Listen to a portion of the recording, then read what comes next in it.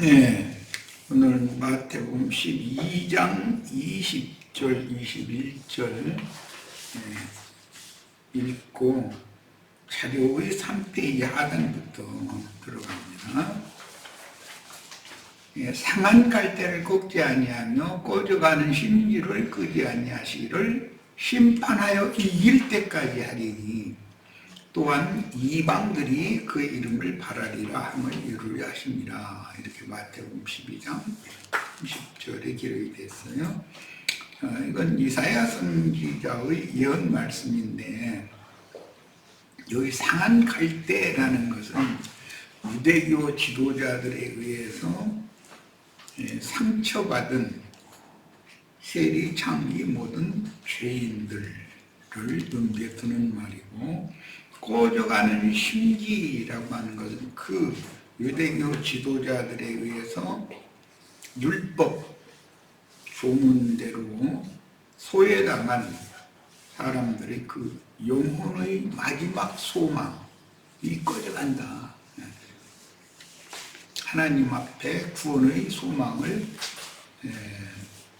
그들이 갖지 못하도록, 품지 못하도록 자신들을 이렇게 기득권을 이렇게 강하고 율법상으로 저주받은 세리나 창기나 모든 죄인들은 소망이 없는 자로 소망을 품지도 못하도록 그렇게 하는 것이고, 그런데 심판하여 이길 때까지라고 그랬으니까 상한 갈대 꺼져가는 심지들을 박해하고 그들의 마지막 소망 꿈까지도 다 말살하는 자들을 심판하실 건데, 그들이 가진 사망 권세, 종교적인 권세, 세상 권세를 다 꺾어버릴 때까지 이런 말이고, 하리니 또한 이방들이 그의 이름을 바라리라.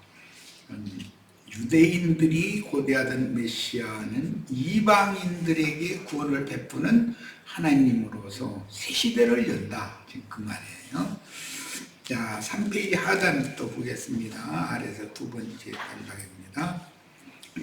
자기 백성들의 때에서 이방인들에게로 구원을 옮길 때 유대인 사회에서 율법으로 정죄받고 소외당했던 상한 갈대를 꺾지 아니하며 꺼져가는 등 영의 심지, 영적 생명의 근원인 양심을 간검하여, 이건 제사장의 직무예요.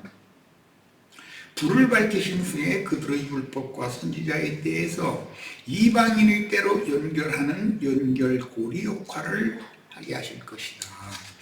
그러니까 예수님이 오셨을 때는 이 모든 말이 마지막이라고 하는 선지자들의 예언을 이루는 마지막 추수기에 오신 것인데, 누구를 추수로 하셔서 상한 갈대, 꺼져가는 심지를 소송시켜서 이방인들 때로 시대를 연결하는 연결고리 역할을 하게 하신다, 그런 말이에요. 그러니까 그 상한 갈대 꺼져가는 심지를 함부로 대하고 박해해서 하나님께 대한 소망을 품지 못하도록 하던 당시의 유대교 기득권자들, 그들을 심판하는 것이고, 그들을 심판해서 이길 때까지라고 그랬는데, 그들이 가진 사실은 세상 권세, 교권이나 정권이나 이런 것들을 하나님이 메시아가 오신 목적은 그걸 꺾어버리고 그들에게서 하나님 나라의 모든 권위를 빼앗아서 이 불쌍한 상한 갈대 꺼져가는 심지들을 소송시키는 역할을 하는 제자들에게 주로 오신 것이니까 지금이 곧 시대의 전환기다. 그런데 누구를 쓸 거냐? 새 시대를 위해서 세리와 창기와 모든 죄인들 세상에서도 버림받고 하나님 앞에서도 버림받은 것과 같이 암울함 가운데 있던 소망 없던 사람들에게 새 빛을 붙여서 즉 새 소망을 주셔서 그들을 영혼을 소송시켜서 그들로 하여금 율법과 선지자의 때를 종결하고 이방인의 때로 연결하는 도구로 쓰신다. 이런 자들 보고 성경에서는 남은 자라고 그러죠. 남은 자 7천이라고 그래요. 자, 예언의 의미를 이제 설명을 했고, 이들이 남은 자들로서 예루살렘 교회와 안디옥 교회의 12지파 출신이었듯이 이방인의 때 끝에 해를 입은 여자의 남은 자손이 예수님 때 그랬듯이 지금 이제 이방의 충만함이 찬 이 시대에도 똑같은 일은 다시 반복되는 것이다. 현세 교계의 땅의 짐승들이나 현 세상의 그 바다 짐승들, 정치적인 권세를 가진 자들을 하나님이 심판하시고 그들에게 주었던 권세를 빼앗아서 소수의 멸시당하고 천대당하던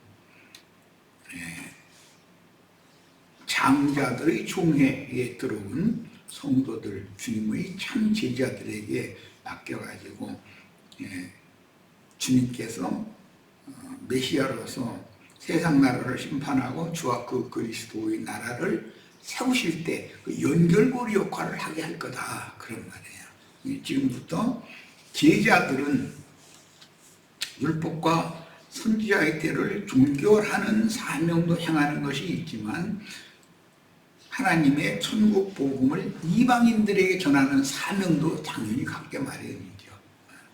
오늘 우리들도 그런 사명을 갖고 있는 거예요.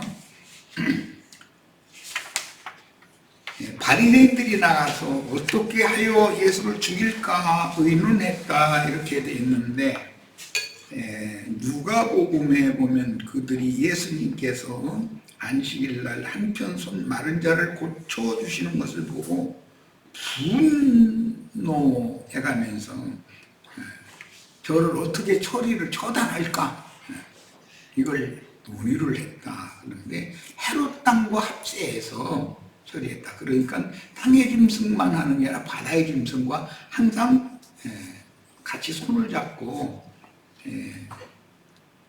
한 시대를 종결할 때는 그런 박해의를 한다는 것이죠. 그럼 우리들도 예수님과 지휘자들이 그때 당시 당했던 그런 박해와 회방을 우리들도 당연히 받아야 되는데, 우리들은 지금 너무 좋은 여건과 평안한 가운데 있기 때문에 이런 말씀이 아직 나에게 현실적으로 와 닿지 않을 수도 있죠. 그러나 문제는 이제 한 시대의 종결기에도 이기는 자들은 순교자들이 되어져서 음부에 데려감을 받았다가 바로 부활로 연결이 되기 때문에 운 좋게 된 의인의 영들은 예수의 부활에 참여해서 거룩한 성 새 예루살렘의 능력과 권위를 부여받은 후에 주와 함께 새 세상이 이루어지면, 즉 사도들이 나가서 복음을 전파해서 회개하고 돌이킨 자들을 통해서 교회 시대가, 그때 당시는 교회 시대가 이루어지면 그때 그 교회를 하나님의 장막으로 치러 내려오는 온전케 된 의인의 영들과 그 영이 되신 주님의 사역이, 지금 현재는 인자였지만 앞으로는 그 영으로서 그 사역이 이어질 것이다, 그런 말이에요. 오늘 우리에게도 이 일은 똑같이 이루어지는 것이죠. 이제 다 순교자가 되어서 승천 주님을 태우고 하늘 영광에 다 들어가는 것이 아니고, 이 복음을 받아서 다음 시대에 사람들에게 이것을 다시 전해줘야 되는 사람들이, 땅이 어차피 시대가 바꿔져도 다 죽는 게 아니고 남는 자가 있게 마련이기 때문에 그렇게 또 분리가 된다. 그러니까 하늘의 기업을 받을 자들이 되는 걸 우리는 추구하지만 새 세상에 남는 것을 추구하는 것이 아니에요.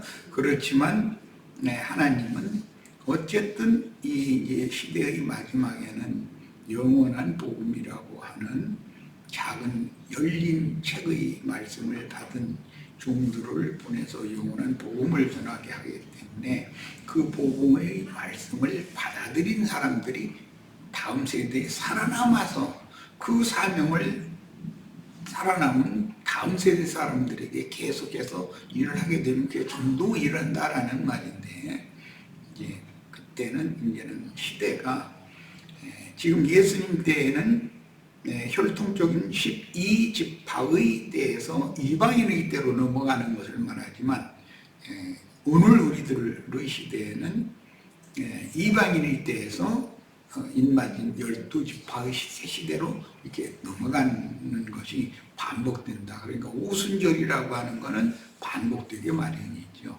그 영이 와서 당세 사람들의 심령과 마음을 소송시키고 주님의 나라로 그들을 세우는 일은 계속 되는 것이죠.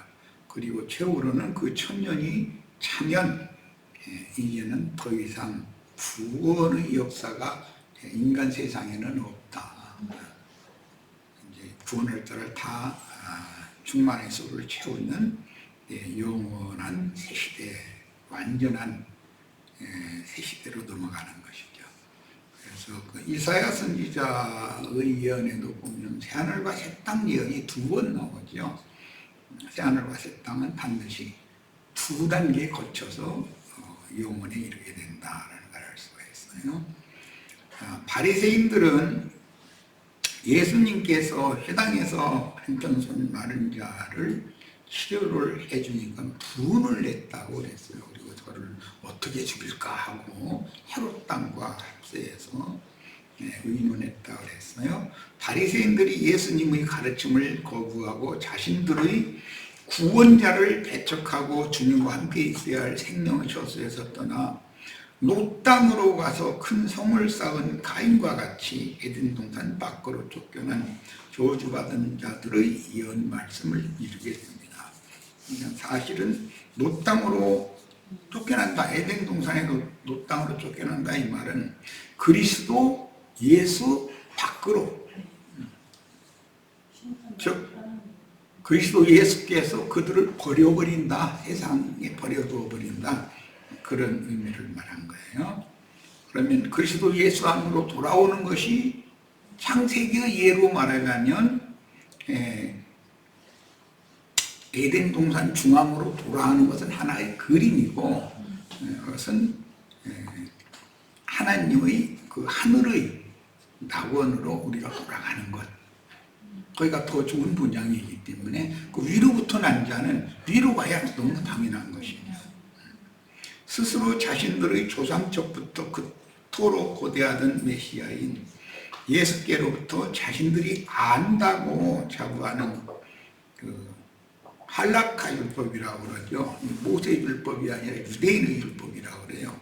그 지식 때문에 오늘날 기독교계가 성경을 많이 아는 것 같이 떠드는 그 신학자들이나 목회자들이 가만히 들어보면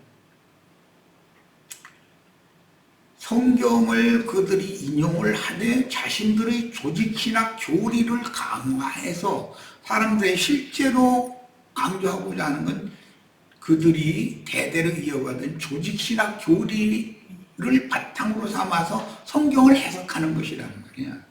그러니까 위로부터 계시를 받아서 영감으로 성경을 해석하는 사람들은 순수한 영이기 때문에 조직신학이라고 하는 것으로 그 영혼이 더럽혀 있지 않기 때문에 부딪힐 수밖에 없는 것이죠. 스스로 자신들의 조상적부터 그토록 고대하던 메시아인 예수께로부터 자신들이 안다고 자부하는 이 할라카 율법 지식 때문에 생명이신 주님과 완전히 결별되어, 이것이 심판이죠. 버려둠을 당한다는 것이. 하나님이 예비하신 구원에서 멀어지고 하나님의 생명에서와 그리스도의 은혜에서 끊어지는 멸망을 자초한 가인의 길에 행하는 자들의 모습을 보여줍니다. 가인의 길에 행하는 자들이라는 것이 창세기 4장의 그 가인 때만 있었던 게 아니죠. 대대로 유다서에도 또 나오니까 오늘날도 늑적 장자임을 자부하면서 그 아버지 아담이 땅을 개간하여 이마에 땀을 흘려서 일할 수 있는 터전을 장자인 가인에게 물려줬기 때문에 가인은 땅에서 농사하는 자를 대표하는 사람이고, 아벨은 아버지로부터 장자권이 없었기 때문에 기업을 얻지 못하고 빈 들에 가서 무양을 치는 목자로서의 생활을 했다는 거거든요.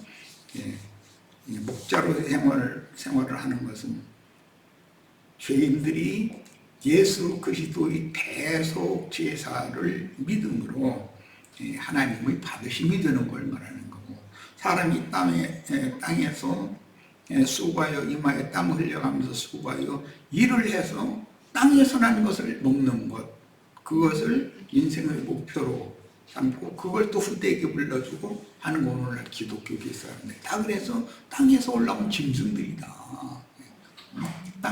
땅의 짐승들을 심판하여 우리를 구원하시기를 어느 때까지 지원하십니까 하고 앞선 증인들의 음부에서 호소가 계시록 6장 9절에서 11절 사이에 나오죠. 우리는 하늘의 기업을 사모하는 자들이지 이 땅의 일, 땅에서 뭘 잘되고 뭘 땅의 일을 생각하고 그런 신앙인이 아니기 때문에 하늘이 고향인 사람과 땅이 고향인 사람은 그 이름이 하늘에 기록된 자들과 땅에 그 이름이 기록된 자들은 당연히 추구하고 지향하고 바라는 것이 서로 상반되니까 부딪힐 수밖에 없죠. 자, 어떻게 예수를 죽이고 의인론했다는 뜻은 자신들의 메시아를 적대시하면서 원수로 대했다는 뜻이므로 창세기 3장 15절에 보면 여자의 후손과 뱀의 후손 얘기가 나오죠.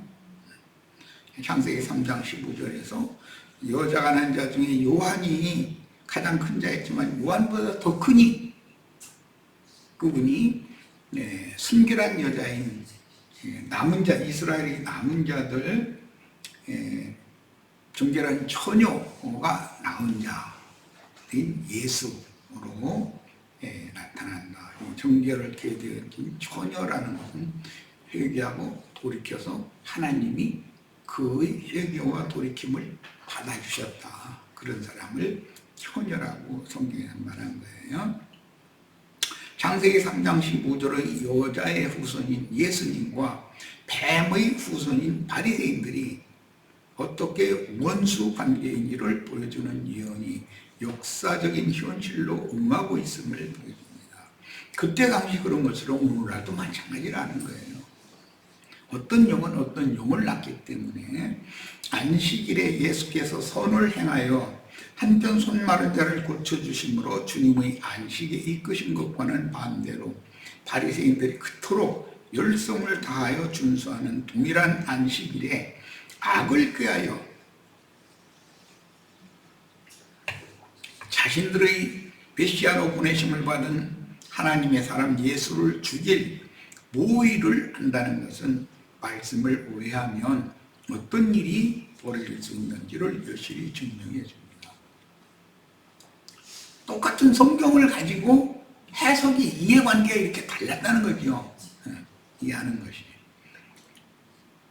마가복음 3장 6절에는 본문을 바리새인들이 헤롯 땅과 더불어 예수를 죽일 모의를 하였다고 기록하였으니 단순히 안식일 준수 방법이 자신들의 교리와 다르다고 하여 안식일을 준수하는 방식이 그 유대인들과 예수님의 제자들이 너무 다른 거죠. 지금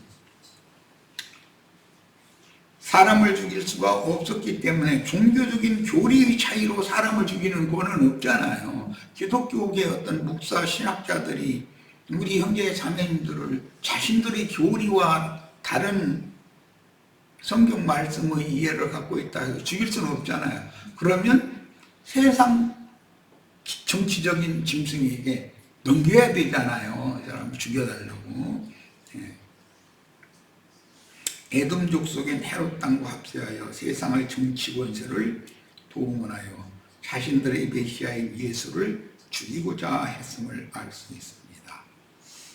예수님은 이제 이런 말씀을 쉽게 표현하셨죠. 그 말세 같으면 너희를 회당에 끌고 와서 먹이라고 관예에게 넘겨줘서 더러는 죽일 것이다. 그런데 유대교의 종교법 위반이라는 측면에서 예수를 처형하고자 했던 주도 세력은 바리새파 사람들이었음을 강조한 마태복음은 바리새인들이 자신들의 전통과 교리에 반하는 가르침을 주시는 예수님을 죽이고자 하는 살의를 실천하기 위해서 정치적인 세력을 이용했다는 것을 알 수가 있습니다. 그리고 지금부터 시작된 예수님을 살해하고자 하는 목적은 예수님의 천국 복음 전파 사역이 종결기를 맞는 이방인의 때가 차면서 노골적으로 구체화되어 오늘에 이르렀습니다. 율법과 선지자의 때가 종결된다고 해서 피 흘리는 일이 그쳐지는 건 아니다. 예수를 죽일 때 우리와 우리 후손들에게 그의 피를 돌려서 있기 때문에 신약시대에도 순교자의 수가 차는 일은 계속되는 일이다라는 말이에요. 자, 마태복음 12장 15절에 예수께서 하시고 거기를 떠나가시니, 여기 거기를이라고 한 것은 예수님이 자라신 나사렛 지역에서 지금 여러 가지 표적도 많이 행하고 이런 말씀 전파도 하고 하셨었던 거죠. 그런데 자기 고향에서는 이렇게 너무 극심한 배척을 하는 거예요. 우리는 이미 많이 살펴봤지만 이해는 돼요. 우리가 살고 있는 이 세대 예수님이 우리 동네에서 나랑 함께 자랐는데 어느 날 30세가 됐더니 가버나움에 이사 갔다 소문 들리더니 어느 날 와서 내가 하나님의 아들이라 해서 내가 메시아니까 너희는 내 말을 믿고 그래야 산다 해서 너희는 내 말을 믿으면 영생할 것이다 뭐 이래서 하면 저 사람이 갑자기 미친 거 아니에요? 이렇게 하는 게 이해가 돼요. 더 고향에서 이처럼 극심한 이제 배척을 하니까 극부로 배척하니까 고향 마을을 떠났다는 거예요. 그러니까 많은 사람이 따르는지라 예수께서 그들의 병을 다 고쳤다. 따르는 무리의 병을 다 고쳤다. 이제 예수 잘하신 그 고향 마을을 떠나서 고라신이나 뭐 베세다나 그런 근교를 말하는 거죠. 갈릴리 바다 쪽으로 그쪽으로 이제 이주를 하셔서 복음 사역을 시작하셨는데 가버나움이었었죠. 이방인들의 세상에 갈릴리 바다 쪽으로 나갔다는 건 이방인들이 세상에 전도하여 이방인들을 구원하실 것을 지금 암시하는 것이다. 그들을 회당을 떠났다는 것은 이제는 더 이상 회당에 모여서 종교 제의를 행하는 시대는 끝났다. 예수님이 그 회당을 버리고 떠나면 회당 시대가 끝나는 것이죠. 성전에서 예수님이 나가시면서 마지막 심판 선고를 하시는 이제는 성전 시대는 끝나는 것이죠. 물질적인 정리 시대는 이런 것을 이해를 하시면 되겠어요. 유대와 예루살렘과 이듬의 요단강 건너편 또 두로와 시돈 근처에 많은 우리가 예수님께 고침을 받은 것은 이방인들도 왜 그 갈릴리 지역을 유대인들은 이방의 갈릴리여라고 이렇게 불렀기 때문에 이방인들에게 복음이 전파되어지고 오히려 율법을 지킨다고 자부하고 있던 유대인들은 주님께 끊임을 당하고 버림을 당하고 이 회개하고 돌이킨 이방인들이 오히려 받으심이 될 것이다. 시대가 전환이 온다라는 걸 암시하는 것이에요. 자, 본문에서 아시고 이 그누스는 알다라는 뜻인 그 헬라어의 기노스코의 제2 부종 과거 능동대 분사로서 이전부터 이미 확연히 인지하고 계셨다. 예수께서 아시고 오라는 건 자기 고향에서는 환영을 받지 못할 거라는 걸 이미 알고 있었다는 거예요. 선지자들도 다 그랬다는 거예요. 모든 앞선 선지자들도. 바리새파 사람들의 이마에 인쳐진 다른 교훈, 이건 이제 할라카 율법이라고 그러죠. 유대인의 율법. 율법으로 인해 경색되고 분노에 찬 카인과 같은 모습이 예수를 죽일 음모로 드러나고 있음을 암시하므로 창세기부터 금령발을 따먹은 여자가 낳은 자를 여자가 낳은 자들 속에 연연히 대대로 흘러오고 있었던 살인과 거짓의 영이 지금 예수를 죽이려고 모의하는 이런 모습에서 드러난다. 사실은 이게 자신들의 그 기득권을 계속 이어가기 위해서 자신들이 섬기는 그 할라카 율법을 지키는 것이 하나님을 섬기는 예법이라고 그들은 철두철미하게 신봉하고 있기 때문에 예수님의 말씀이 자신들의 교리에 반하기 때문에 이러는 거예요. 자신들의 교리와 이게 합치되면 예수님이 이렇게 극심하게 배척할 일이 없죠.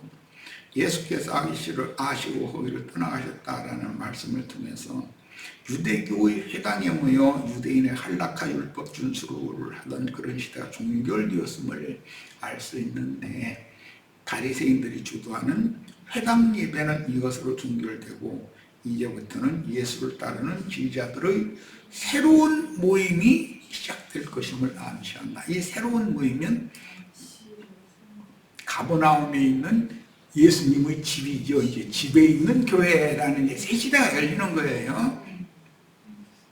유대뿐만 아니라 이방의 갈릴리 주변 사람들이 예수님께로 나와서 각색 병을 치료받았다는 뜻은 주님을 만난 모든 죄인이 주님의 말씀으로 지난 죄들과 허물, 흠결들을 단번에 사면받았다는 뜻이니 영적인 구속을 달리 표현하는 말씀입니다. 유대인들은 자신들의 율법에 의해서 세리와 창기와 모든 이방인들은 죄인이고 자신들은 의인이라고 자부하고 있었는데, 그 죄인과 의인이라는 그 판결 기준이 하나님의 생각과 유대교 지도자들이나 유대인들의 생각과는 전혀 달랐다는 것이죠. 오늘 나 지금 집회 오기 전에 잠깐 뉴스 특보가 떠서 보니까 4월 이제 4일 3일만 있으면은 윤석열 씨 그 판결을 이제 아마 하는가 봐요.